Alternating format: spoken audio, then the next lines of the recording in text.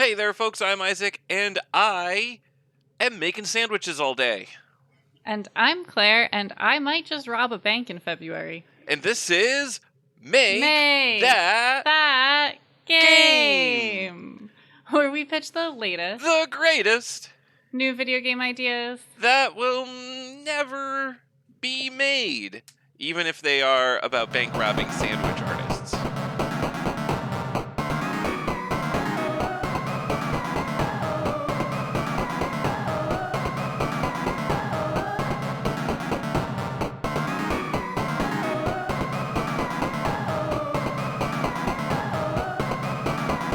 Oh, that sounds like a pretty good game. Yeah, no, that's Write it down. that does sound like a pretty good game. Speaking of sounding like a pretty good game, Claire, do you have a game idea to pitch to me? Because that is what we do here. It turns out we pitch game Yeah. ideas to each other. That is what we do. Yeah, so I do. It feels like a little bit of cheating because I'm basically just stealing a concept and turning it into a game. But a lot of games are that, aren't they? Yeah, I would say probably at this point in history, the majority of games borrow heavily from other games. Right. This is just how Good. it So works. I actually haven't come up with a title for this game. I Throw couldn't it think away of anything. No. into the trash. But it is based on, and what I wrote in my notes is it's a shot-for-shot remake of Floralinda in the 40-Flight Tower by Tamsyn Muir. Because basically that book is a video game, okay? Okay, all right. So for those of you who don't know, it's a very famous book. It's not. Isaac got it for me for Christmas because it's one of my favorite authors. But the idea is it's a princess who's trapped in the tower with 40 floors, and each floor has a different monster, and it was designed for a prince to, like, basically a prince dungeon that he'd battle his way to the princess. But that doesn't happen. This is not spoilers. That's, like, the first chapter. So she decides, like, I'm going to try to get out. So she's, like, tackling each level. So it's like a flip-flopped tower story because you start as the trapped princess and you have to go down the tower each level to escape. Nice. Okay, I like this so far. Oh, go ahead. Yeah, so I had some notes on like mechanics and how it would play. So the mechanics are you are a princess. That's your character. Yes. I said Pokemon Scarvi, which is my note-taking version of Scarlet Violet. Scarvi. Like ScarJo. Exactly. Pokemon Scarvi style top-down adventure game. So that's kind of like how I imagine it looking. And like interacting with the world. So you can like explore the tower, each level like that. So it'd be kind of open in that sense. Mm-hmm. But you definitely can't move on to the next tower level until you've completed the one above it. And then you'd collect weapons, spells, and allies as you traverse the tower. So like you learn new things, you gather new weapons, you have new like abilities, and you might find new friends that will help you as you go. And that's pretty much it. There's 40 levels, obviously. Each level is a flight, and each level has increasingly difficult monsters. Wait, so, all right, is that a deviation from it? Because it sounded like in the story this is based off of, the top would be the hardest, and the bottom... No, so hilariously, because Tamsyn Muir is fantastic, she was like, the princess had no idea why the witch put the big giant dragon as the first task. Oh, okay.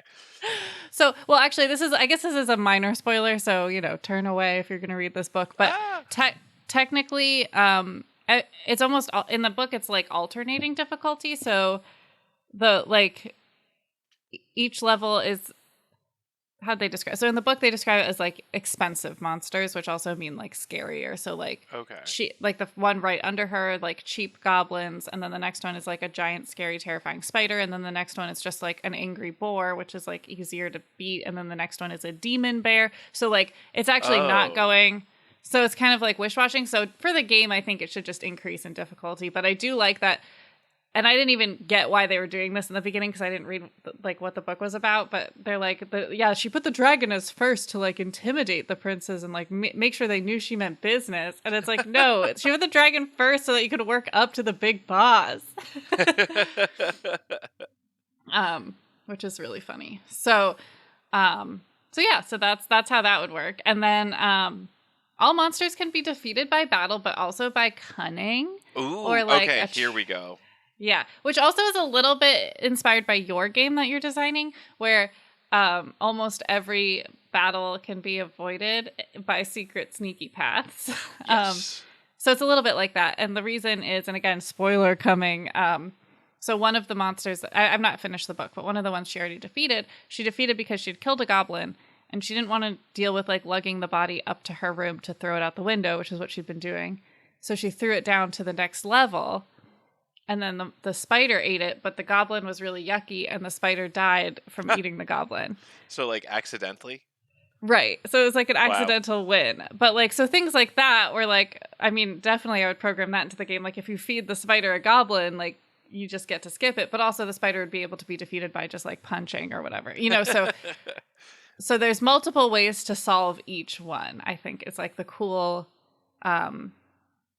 the cool like twist I'm adding to this tower game. Can you ally with any of the monsters? Can you So talk it to the hasn't goblin happened. and give The him food? allying with monsters hasn't happened in the book yet, but I think it should be in the game.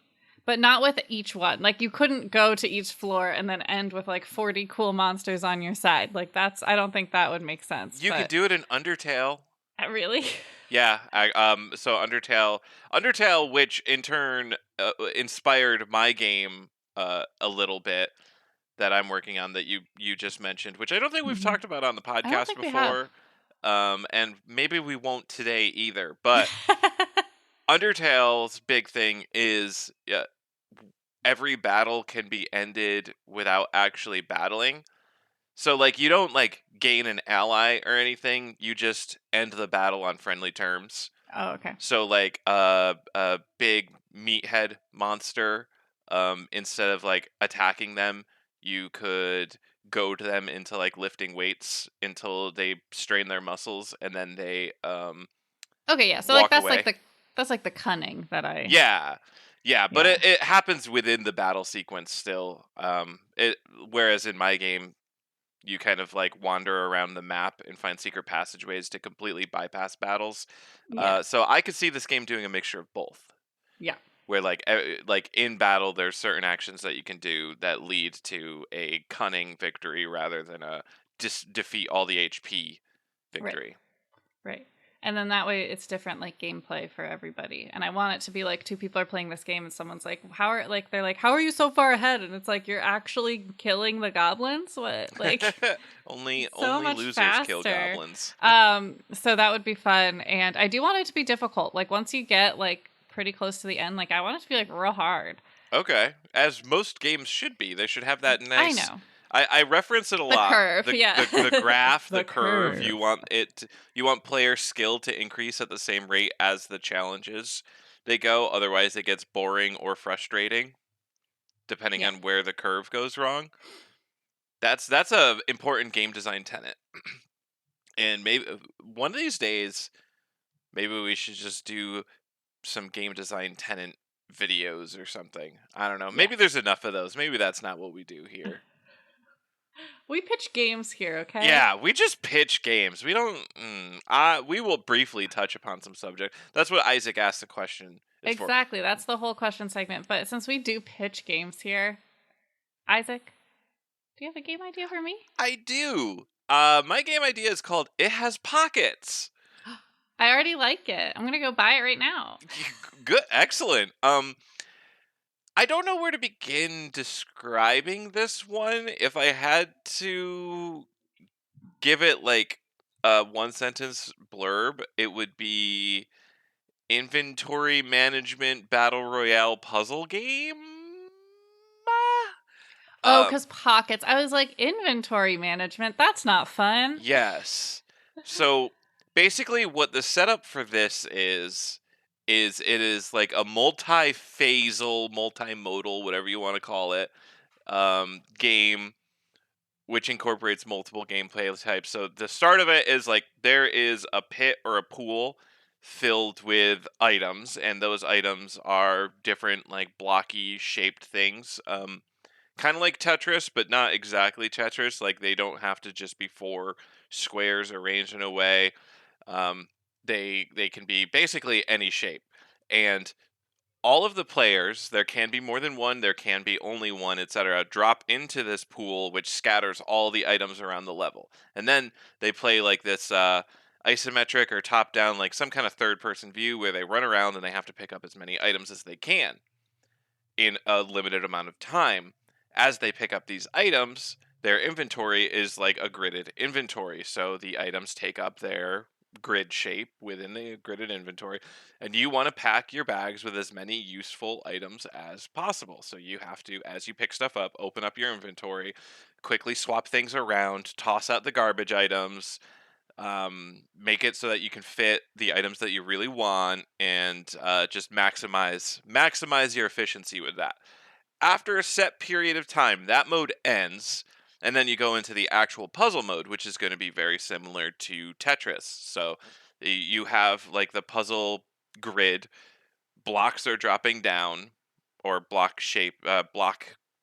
items composed of blocks, which will be there will be some like generic ones that don't really do anything, they're just to fill it, and then there will be your items, which will come down in an order determined by your inventory. So like it might throw out like three generic block types, or I- I'm going to call them Tetronymos, even though that's not what they are, because there'll be more than four. And right, and everybody knows what a tetronymo is. Well, it's the Tetris shapes. Really it's the one. 4 blocks arranged into the Tetris shapes. Like I could guess that from the word, but I will say I'd never heard that word before. Oh, really? This moment. I thought everybody knew Tetris lore. No. Wow. Okay. I learned something new. So, yeah, these filler shapes are basically dropping down. Your items that you picked up are dropping down, and your goal is to, I don't know the official term for this, but I'm going to call it row out. Where in Tetris, if you completely fill a row, that row disappears and you gain points, and then, everything can drop down one level. That's not going to happen here unless the row is completely blank. You need to row out entire items at a time. So like if you have an item that is a 2x3, so it's 2 rows tall and 3 columns wide, you have to have the complete 2 rows filled, and then that item disappears and you gain the effect. So let's say it's like a 2x3, it's like a crossbow. So that crossbow will perform an attack against one of the other players once you row it out, do damage to them, and they might have potions that they're collecting to heal their health bars. There might be other effects like changing their board, like shuffle their board around or change the order that items are going to drop down. You might destroy sections of their board, which can mess with how things are going on. But the idea is whoever is the last one standing after all of this chaos is the winner. Or if it's single player, you're playing until you can't play anymore, like a normal like Tetris game. I really like the first part. I like the idea of an inventory where the shapes of the objects you're collecting impact how much you can hold is really interesting to me. And then why are we moving to Tetris? Like, I mean, I guess it's interesting, but it seems like a completely unrelated part of the game. True. I mean, the game idea there was kind of to merge multiple things going on, to expand what would normally be one completely focused gameplay aspect, i.e. the Tetris, right. and like give it give it a character. Right? Because in normal Tetris you aren't really representing anything. Right, it's just a puzzle game is happening. Now this adds a character, it adds stakes because it's a battle royale, or it can be. Maybe what you're doing when you're collecting them is you don't fit them yet. Like you're just collecting as many as you can. And then when you move to Tetris, that's when you have to like grapple with the size of your objects. Because I guess if you're arranging your inventory based on the size of your objects, it feels like you already played. Like, is there a way to like streamline that? I mean, it doesn't have to. Like, you can have 2 different phases in a game that are not necessarily related. For me, it was like I was so on board, and then I was like, what is happening? I had you in the first half and then you lost had you? Me, and then you just lost me. I was like, what are we doing now? I really like I really like the idea that like instead of, because most inventories are based on either just pure numbers of item or Mm-hmm. like number of type of item. So like some Yeah. items might be like take more inventory slots, quote unquote, but they don't like physically look like that, right? Right. And then And and they don't use or like you'll have shapes or yeah. weights. Like Elder Yeah. Scrolls games will be like a cheese wheel weighs 0.2 pounds. You can carry 300 of them. Oh boy, Elder Scrolls. Yeah, but so I like that aspect of like an inventory where like it's a puzzle. Like that's cool because that also Hmm. makes you kind of have to think through like what am I picking up? Like can that fit in my bag? Like That's that's now that I'm thinking about it, that is how Subnautica used inventory, if I a little remember bit. right. So not Yeah. quite as cool as They you're didn't have weird describing. shapes. It was just Right. different numbers of squares. Yeah, okay. Right. So like some items would take up more squares than others to like indicate a large item. Yep. I was thinking about Subnautica when you were describing this because I was like, inventory management, that's Subnautica. Yeah. And then it made me think of, I had a thought while we were watching The Way of Water, Avatar, The Way of Water. If anyone's heard of it, I don't know. And it's a very niche film. But I was like, wow, this is basically Subnautica, the movie. I actually had that thought at one point too. Or Because the did you world, too, actually is so say that to pretty. me at some point during the movie? I don't think so. I think I thought about Okay. saying it, and then I'm like, this isn't worth a whisper. It's so hard to watch. I will say, like quick sidebar, like watching a movie. This is the second time I've been to a cinema since 2019, so I'm not super used to it. We've watched a lot of movies at home, and it's like really hard not to add commentary now because I'm so used to just being able to say whatever I want during a movie. Hmm. And I Which didn't you even still use can. yeah. It's just it depends on how much of a social pariah you're willing to be. Yeah, so every now and then I just lean over to Isaac and like whisper in my quiet, like a whisper that's quiet enough, but like he can still hear it. Just like one funny thing that I'm thinking about. So, anyways, Yeah. Avatar: Way of Water diversion over. I don't think we have any honks or bonks this week.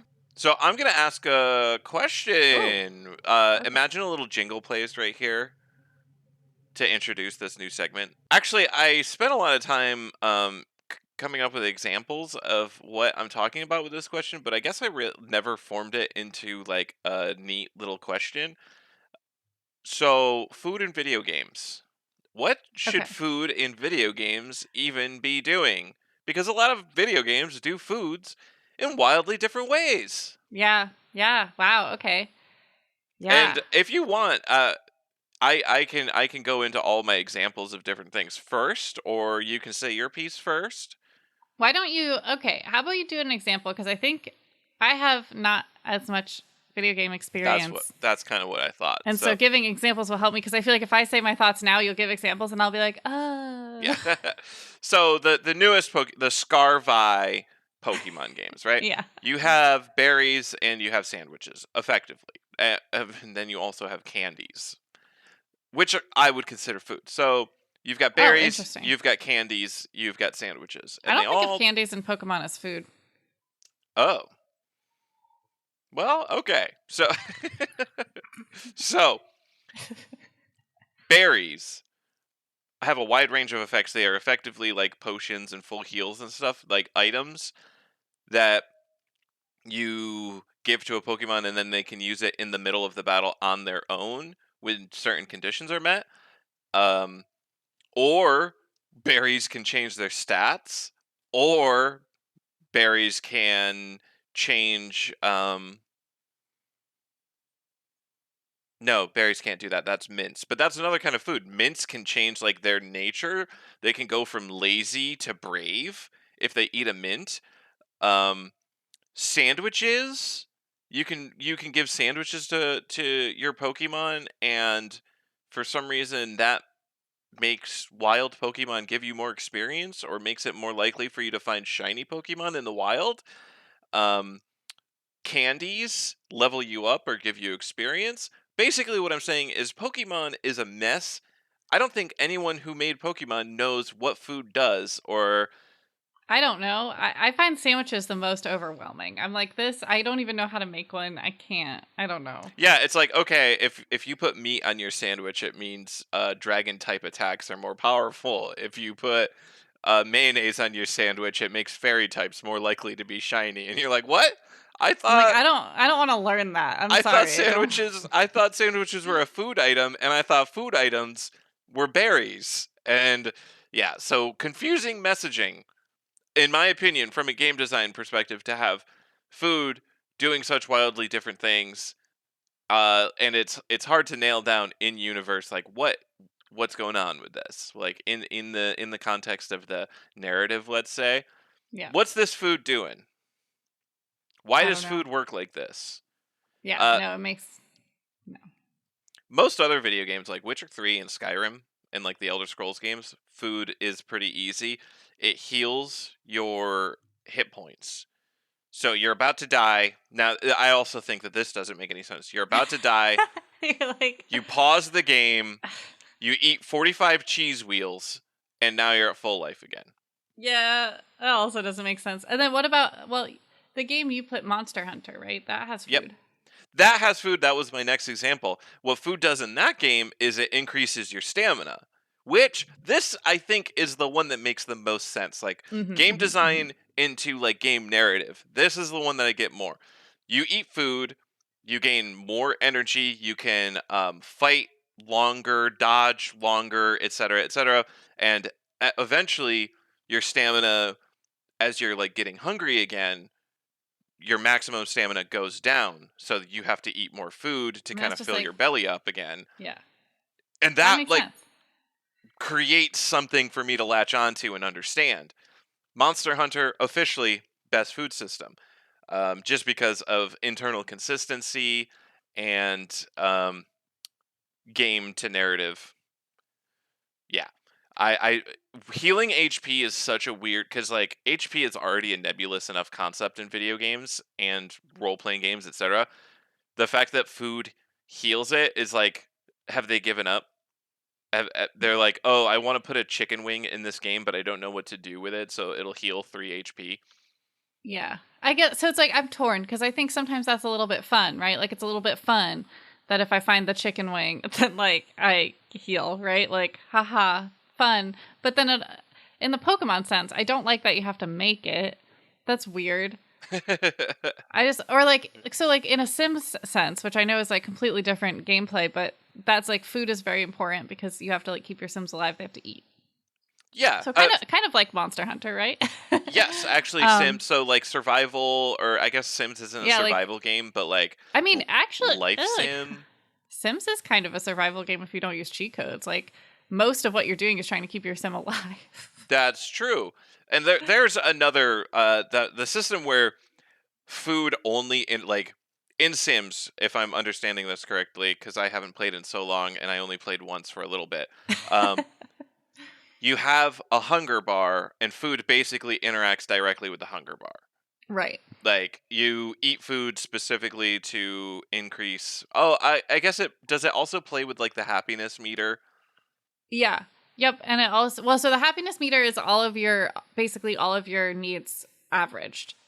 So Oh, like okay, if a lot of them are red, then you'll be sad. But like if most of them are green and one's red, you're probably going to be fine.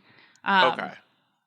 Yeah, I mean, it's interesting because just like people, like, so if you eat, then like you're going to have to go to the bathroom. So it makes your bathroom go lower. Great. Sims is Oh, great. but your hunger goes higher. Okay. Yeah. So Now, but it can't like direct, like you can't have a particularly good meal that like just you makes your well, happiness higher. so I think like the more fancy the meal is, the better the more it might fill your hunger bar. Oh, okay. And then also there's different sized meals now in Sims 4, so you can have like snacks, which like so if you're just like a little bit hungry, you can like top it off. Also, so like the Sims 4, I haven't played as much as Sims 2, so but they have a mechanic that's mood that's like different than happy than just like general satisfaction. So No you thanks. can so like if you burn your food, you'll be like in a bad mood. But if you make like if you do a really good job, you'll be like you might be more energized to do other tasks that day. So that's like a new thing. But really, I mean, again, it's like at the base level, it's very functional and it doesn't really matter what you make as long as you don't burn it. So, but it's fun. Like, so I find that fun that there's lots of options on what you could make, but it also like doesn't really matter. It's just like what it is. Although in Sims 2, if you call the headmaster of the private school, you do have to make a very nice meal. Wow. Steamed ham? Yes, yes. No, I usually made the lobster thermidor. Okay. Never heard of that, but okay. But the other thing that I was thinking of is Animal Crossing and how I think food is the worst in that game. Like the worst. Food doesn't do anything in Animal Crossing. I mean, exactly. it does, but like. I mean, so like eating something gives you strength to like pick up a tree or break a rock, which is fine. But when they introduced farming and cooking, but then literally the food you cook has no value. It literally has monetary value. You can sell it at the store, but it's like you can go through all this effort to collect ingredients and find a recipe and make the food, and then it's the exact same effect as eating an apple off the ground. And wait, really? Does it not give you like an increased number of digs or Animal Crossing? What are you doing? I'm pretty sure not. Now that you say it, I'm like, I don't. But I think so. I think it's literally just one per, like one to one. Okay, perfect. And I mean that is literally just at that point, that's the game designer just throwing something at the player and being like, here's just another like rote action you can do. Right, but I guess for me, it's like at least if I'm making furniture, like I could use it to decorate my house. Like now I just have like plates of dishes just like in my inventory and I don't know what to, like there's nothing to do with them. Eat, sell, put in house, decorate with it. Like it just seems like they were like, yes, if we add new menu options for them to press, the players will be happy. Which is not game design that I personally adhere to. I kind of agree with you. So I think where I am with like food and games is I think it should be like it's okay to have some food have like quote unquote powers. Like berries and Pokemon and candies make sense to me because they're like weird unknown berry. Like there's not like a strawberry, right?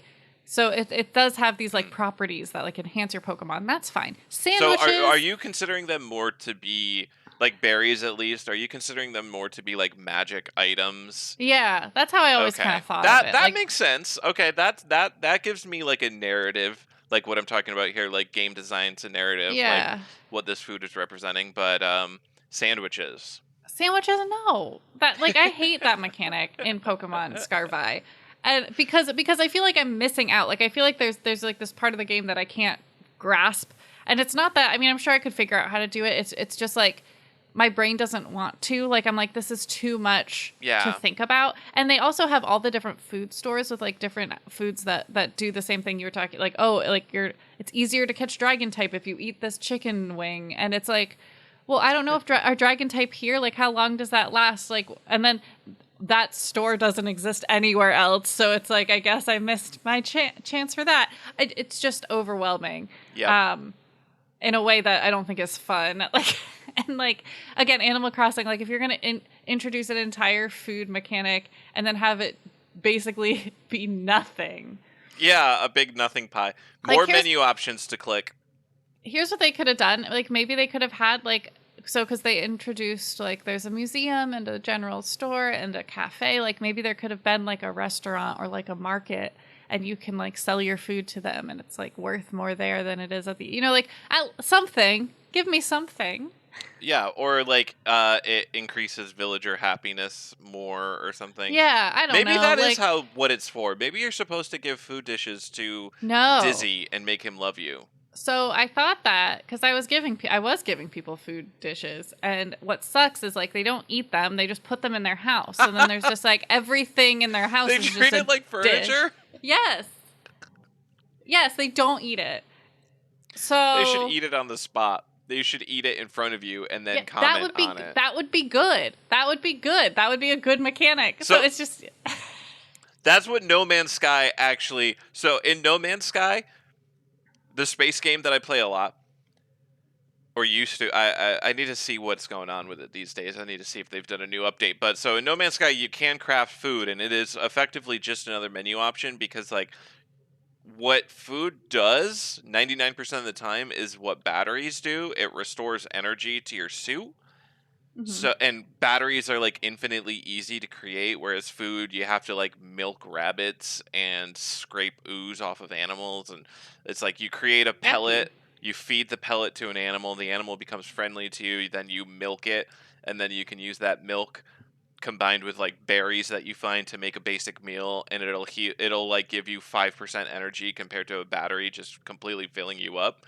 Anyways, the other thing that you can do with food is you give it to a special guy in a special space station, Uh-huh. and then he gives you a rare type of money, I'll call it, so that you've got your normal credits, and then you have units, and units are more valuable and harder to find and Yeah, I like spent that. on Yeah. different things. And like depending on what quality of food, so like if it's just a basic like you mixed a milk and a cherry and you gave me like the first tier of real food, he is most likely going to give you basically not like a couple credits. But if you are at the end of the tier and you're making him like haunted ice cream, which is like a like Is 10 that real? tiers of ingredients. Yes, haunted Oh my ice cream god. is an item that a food item that you can craft I in love No Man's that. Sky. You give that to him and he's way more likely to be like, this is the most delicious food of all time. Here's 200 credits or 200 Yeah. units. Okay, I like that use of food. I like that. Yeah.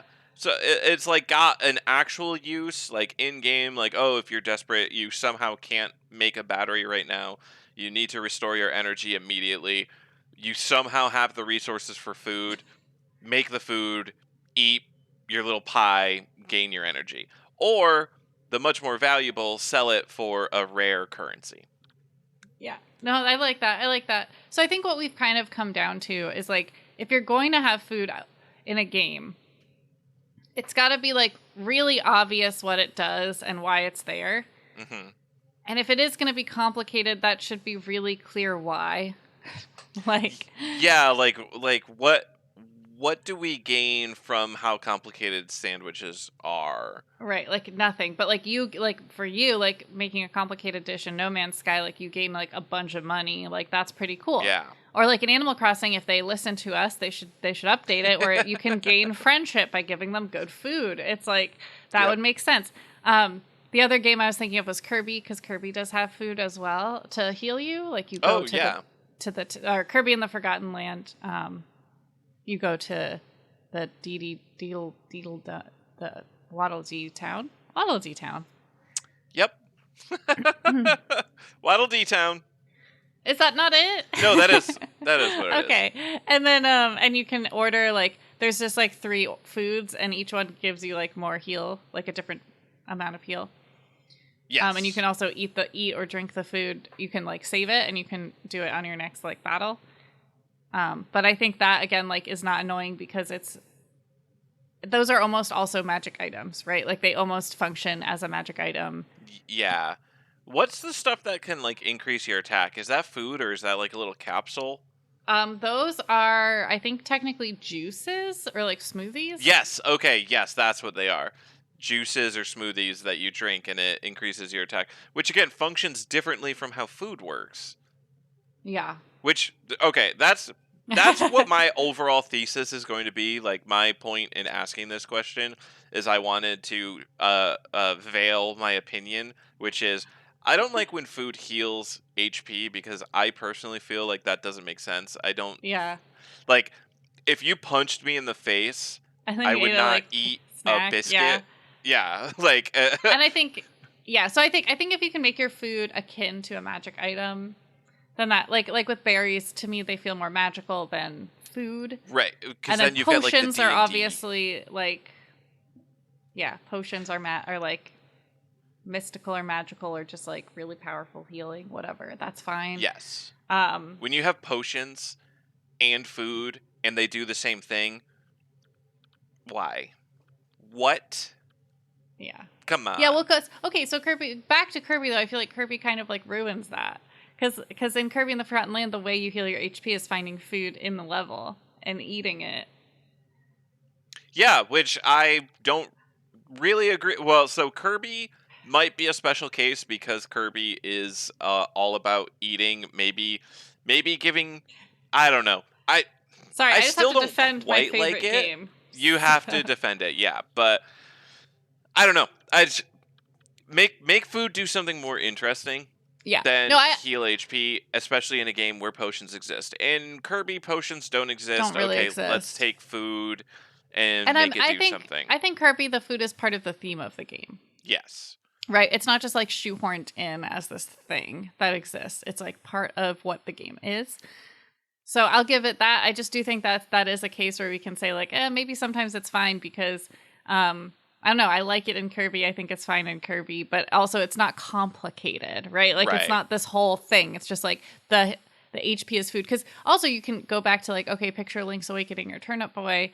When like healing HP, you just find a heart on the ground. Like, isn't that less realistic than eating a cake? I don't know. Like, what does that mean? That means nothing. Sure, yes. I think at that point they've completely just decided, okay, this is a power up. It is purely a game mechanic that does not exist inside the Right. world.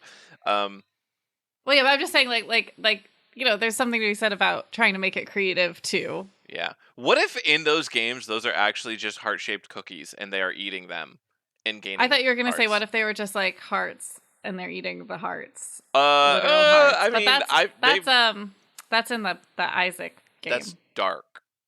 That is Binding of Isaac, yes. The Isaac game, as you're talking to Isaac. But all right. Yes, food shouldn't just Food, heal it. yeah, So here, my last point. It's just reiterating the same thing I've said 45 times. But good. here's specifically where it takes me out. You are playing an RPG game. There's a world filled with magic items and food. You are playing a character like Yakuza, Elder Scrolls, Witcher. You're playing a character. Food is obviously like a cool part of the real world. People like eating food, and all it does is heal HP. And especially in Elder Scrolls, where it's like literally just a menu option, and you don't even get an animation of like eating the food, Hmm. takes me completely out of it. I'm like, Yeah, that's not like the role that food plays in like a medieval world. yeah. No, Um, I think what we come to as our conclusion is like, make food make it make interesting. sense. Make it make sense. If you're gonna have it, make it make sense, and Yeah. don't make it too complicated. And if you can't make it make sense, don't, because it's a video Yeah. game and they don't need to eat. It's Okay. okay if you're playing Skyrim or a Skyrim like game. It's okay to have a big roasted chicken on a table in the feast hall. You don't have to let the player pick that chicken up, Yeah. and then you don't have to make an effect for that chicken. Especially if the effect is going to just be heal HP. Like, yeah. Yeah. Nope. Anyways, I'm there. I gotcha. rapid fire round. I'm hungry now. I'm gonna say. Yeah, I chose a bad time to talk about food, I know. but I haven't had breakfast yet. neither have I actually. But so that means we got to get through this rapid fire round. Yeah. Let's do a quick rapid fast. fire so we can eat some food. All right, so I've got the timer up. I'm ready. For those who don't know, for those who are joining us for their first episode, we don't normally talk this much about food. And also, the rapid fire round is when we take 5 minutes, we set a timer for 5 minutes. We randomly generate 3 words. Then we have to incorporate those 3 words into a game idea. Where we have like a mechanic, we have a title, and we do that 3 times. That's the rapid fire round. I don't normally introduce it. I don't know why I took charge of it this time, but I don't think I did a good job. Let's Yeah, never you do did that it. again. Let's go. Let's generate 3 words. I'm ready when you are. All right. I'm ready. All right, I've started the timer. Okay. Faithful. I like it. Faithful. Guest. Guest. Okay. Clarify. Clarify. Okay. Okay. So, but based on the first 2 words, I really wanted it to be like you are a priest at a church, Yeah. like a medieval typey Yeah. church. Um, and you have to make the church nice and like let people come in and do their prayers and keep it tidy and stuff. So like Okay. graveyard keeper kind of, Yeah. but specifically in a church, like bear and breakfast almost, but church. Yeah. Okay. Okay. Um, Yeah. Yeah. don't know yeah. where clarify comes from, except for clarifying. Like you can clarify oil, you can clarify Oh. potions. Okay. I thought you were gonna clarify like Okay, here's where I had it when you're describing. It's like people come to pray and then they get like the scripture wrong and you have to correct them. So the only reason I didn't suggest that is because I feel like so many of our rapid fire game ideas are based around conversations. I know you and like say that, doing but that kind of thing. But you said that last time, and we didn't even make any like that. I don't know. I feel like it's not actually that bad. Listeners, Okay, is it that bad? I don't think it's that bad. Listeners, is it that bad? Yes, please comment below. I don't think it's Send us an bad. email. But yeah, all right. So you're a priest. I mean, I don't managing we don't have to church. go. I liked that you took it to clarify, but like I don't know if they do that. I Clarify mean, we oil. can make this a fantasy game where priests. Maybe you have to clarify the holy water. Yeah, or That's they gotta are have to also be distilled alchemists, water, right? and they make potions to heal ailments. Oh, just like the time we had the plague doctor basketball Yes, Instagram exactly. game. You're a priest, but you're also I feel like isn't alchemy like against the church though? You can't be an alchemist. Well, priest. it doesn't have to be. This doesn't have to be the real life church, but Okay. So specifically clarifying is for butter. I don't know where I got the idea of clarifying potions, but it's melt butter in order to separate the water and milk solids. But Okay. I swear, clarifying potion. I thought that you. Oh, you looked it up. I thought you meant no, they're just making ghee over here. They're just making. That actually sounds like the role of a religious person in colonial or okay, so it's times. a task management game. You're cleaning the church, you're letting people pray, and you're making some ghee to sell. Oh, that's how money. you make your money. Yeah, you have cows at the church. Yeah, that's how you earn money to run the church. You have to use it to buy your cleaning supplies and whatever. Yes. And your wafers. And the name of this game. Oh my ghee. That's time with 1 minute and 47 seconds left. Oh my ghee, the church management butter clarifying game. Yay. That's it. All right. Are you ready for our next 2 words? I'm actually 3 words. I am now. I'm starting the timer now. Ba-da-da. Brown. Mm-hmm. Divorce. Turn. Oh jeez. Okay. Color is interesting. Incorporating color into our game idea. Yeah. Divorce and turn? Yeah. A turn-based RPG. Yeah, a turn-based RPG where you are a divorce lawyer.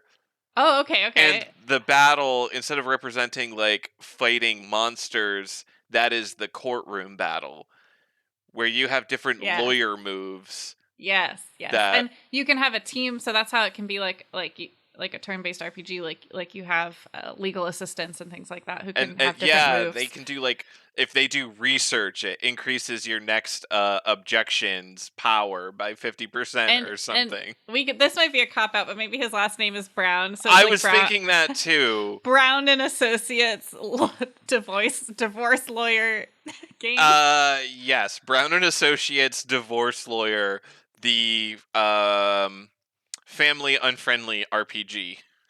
Good. Is that time? Did we do that? Yeah, time with 3 minutes and 35 seconds left. Beautiful. Brown and Associates. Divorce attorney. The family unfriendly RPG. Wow. Great. What a game that we made. Wow. Okay. I think we've had litigation games before. I actually think we have, and I think last episode I was on, because I think I wasn't on the last episode. I think that was a guest episode. No, you were on the last one because we skipped a week. Oh, okay, gotcha. We did Meghana skip a week, you skip a week. So sorry, listeners. I know we've been so lax, but it's the holiday season, okay? Yeah, what are you expecting from us? This isn't our full-time job. We got stuff to do. It could be our full-time jobs if y'all donate it. We don't have a Patreon or anything, so I can't shill ourselves. If enough of you listen and subscribe to our YouTube channel, then we can have a Patreon, and then we can do that. Exactly. Look at that. Are we ready for the third and final rapid fire round? Yes. Ready, steady, read them off. Abridge. Neck. Landowner. I think the random word generator is onto us, and it's like it needs to give us difficult words all the time. Abridge, like as in abridged, like yes. or yes. So what do we do with that? Abridge.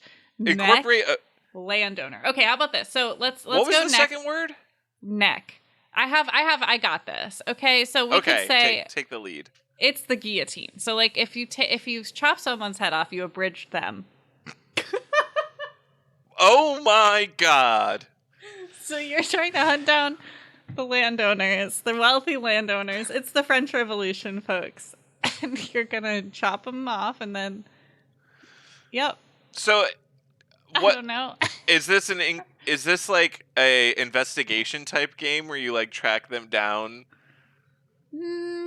Or I guess not really track them down. I don't think it's investigation because you know who they are. Like the wealthy landowners are not going to be like secret.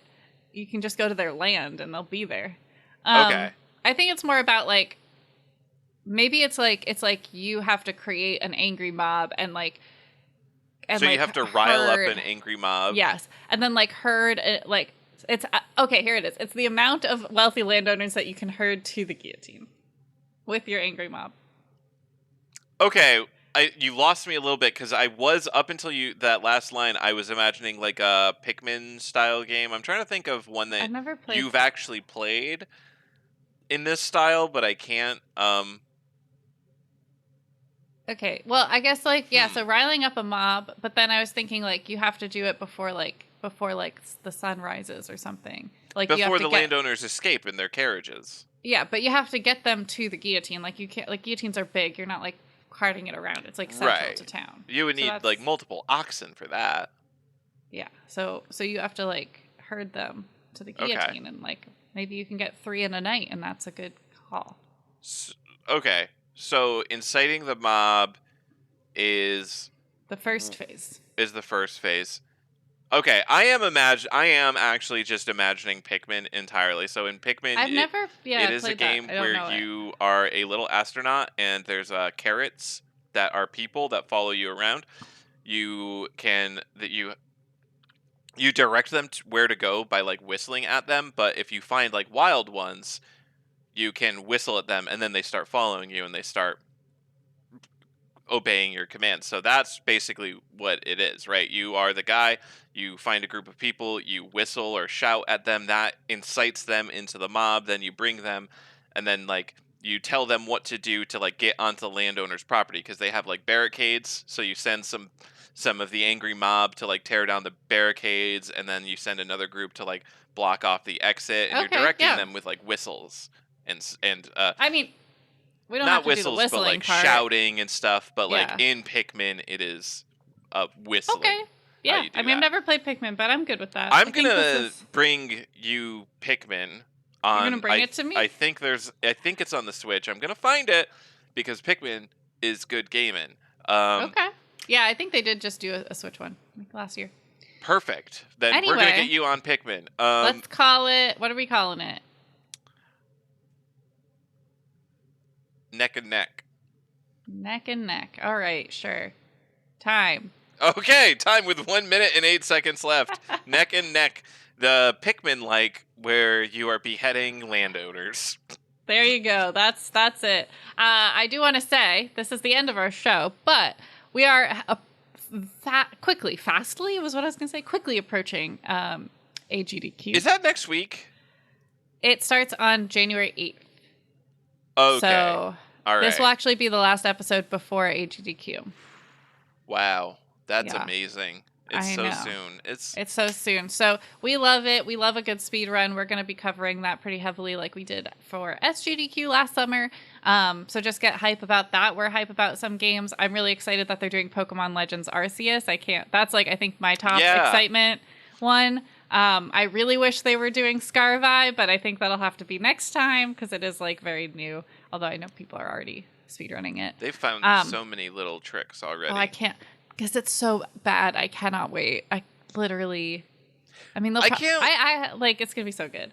I can't wait for someone to have found a way to, like, glitch their way onto the island to defeat that Titan very early in the game and just automatically, like, start off with mountain climbing. Although, like you said, like, the mountain climbing hack basically works for most mountains. Except the super tall ones, so it barely matters. That's true. So, yeah, maybe they don't need it, but I would assume it would be slightly faster. If anything, they'd probably go for glide first. Anyways, we need to wrap this episode up. We need to wrap it up. So this is the end of our episode. Thank you for listening. You can find us on social media, on Twitter, Facebook, TikTok, Instagram, at Make That Game Pod. You can follow us on YouTube, and please do subscribe, youtube.com/@the Make That Game. You can also email us at makethatgamepodcast@gmail.com. We love to hear from you. We love to see you. We love that you're here listening to this show. Mm-hmm. Yep. And if you loved a game idea that you heard today, we encourage you to get out there and make that game.